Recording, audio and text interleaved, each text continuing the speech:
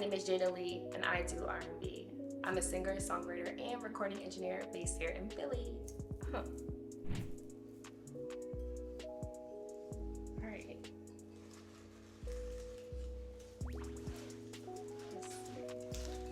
Oh, for me? Okay,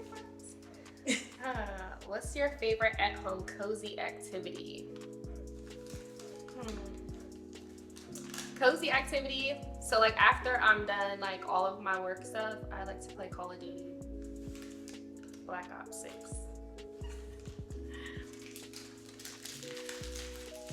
Okay, next question. Have you ever celebrated Valentine's Day? Yes, a few times. So the first time, well, not the first time, but when I was single, I would celebrate with my mom because she's my girl. But yeah, recently since I got a man, we go out for dinner and yeah, all that good stuff. Absolutely. What was the worst date you have been on? Okay, so the worst date that I've been on, it was Valentine's Day. We went to South. He complained about how much the bill was. He complained because the menu at South on Valentine's Day, it's like a fixed menu if you didn't know. So there wasn't what he wanted on the menu, so he was upset about it. So definitely complained. I don't like a complainer. What's your favorite part of the day and why? When I get in my bed, because I love my bed. Me and my bed go together real big. What is your favorite fashion brand?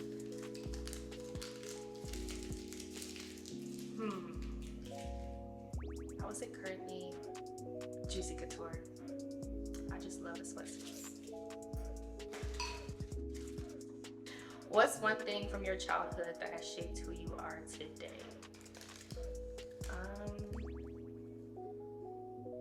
I would definitely say growing up in a household with an alcoholic.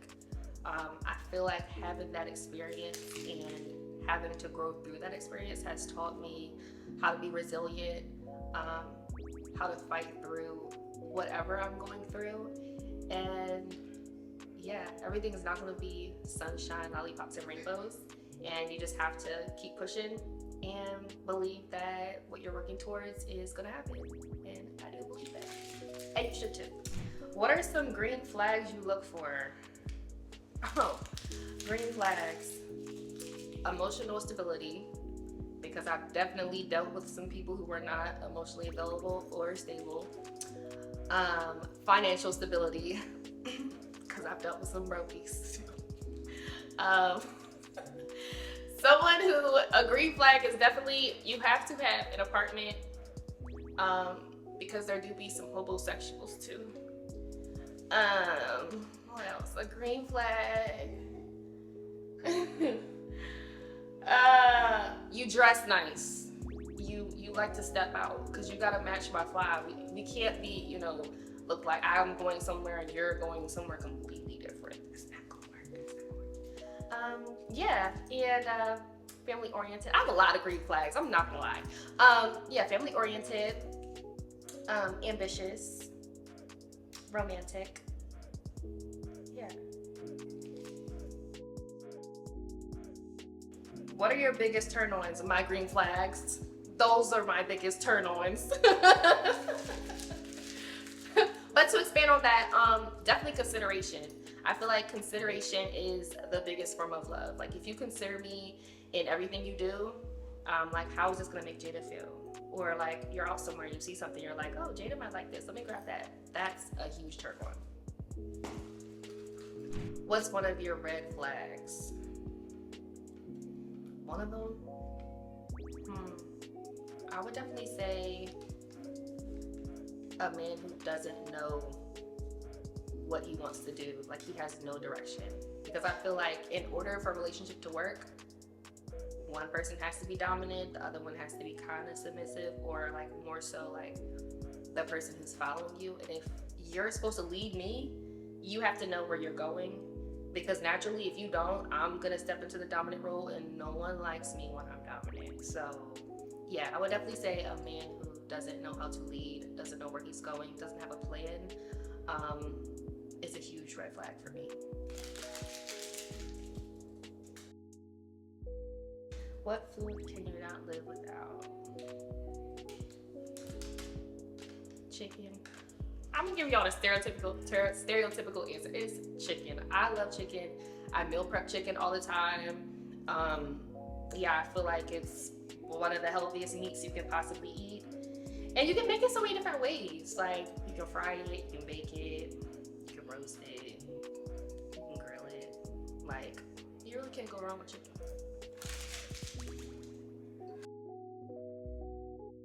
How do you feel about one-night stands? So, I've never had one. However, I don't see anything wrong with them. I feel like if you both agree and, you know, key point, both agree that it's no strings attached, then it can be all fun and games and you never have to see the person again. So yeah, I don't see anything wrong with it. Just make sure you wrap up, because a one-night stand can turn into a lifetime sentence real quick.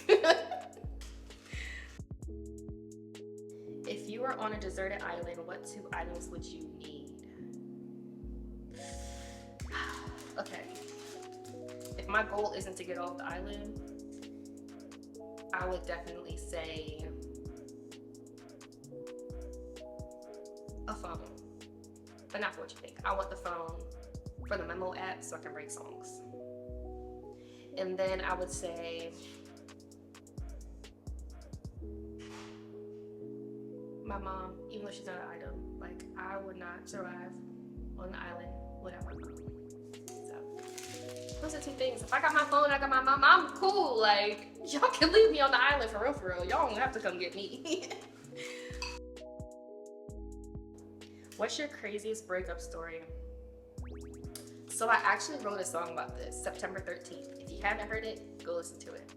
I don't really know if it classifies as a breakup because we weren't actually together. It was like a situationship.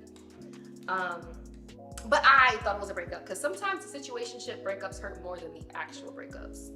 But anyway, so it was during COVID. I had to go home because it was during the lockdown and everything. Everyone thought it was gonna be 2 weeks.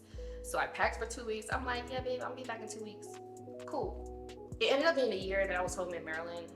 So I wasn't mad that he moved on. I asked him, I was like, hey, like, are you talking to other people? And he lied. He was like, no. And I was like, okay. I didn't believe him, but whatever.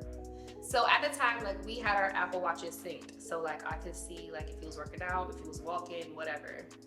I started to notice that I couldn't see anything on his story anymore. And I'm pretty smart, so I assumed that he had hidden his story from me. And so I was like, all right, cool. He hid his story, that's fine. And I'm like, but you know, something's fishy. I went through his following and I noticed somebody I hadn't seen before. And I went to her page, and this had to be God, because like, how did I find her page out of all the people he was following? And yeah, I saw a picture and you couldn't see his face, but you could see like his arm. And when you're talking to somebody, you can pick them out even if you see their back, their shoulders, like, you know that this is that person. Like, this is my man in this picture. So I put 2 and 2 together. I'm looking at her highlights because I'm not looking at her story. I don't want her to see me see her. So I'm looking at her highlights and I see that she was in Ocean City. Mind you, I told him about Ocean City, Maryland. He took this girl to Ocean City, Maryland for her birthday. Got a hotel, was on the boardwalk, and mind you, I did see, so like I said, we shared our Apple Watch stuff. I did see that he had finished like a long walk. It was like 3 miles. I'm like, where was he going for 3 miles? He was on the boardwalk with her, like 30 minutes from me. Took her from Philly to Ocean City. That was real wild of him. So then I wrote a song about him, actually, too. Other plug, like that freestyle is about him too. So yeah, that was the craziest breakup. And he lied about that too. Okay.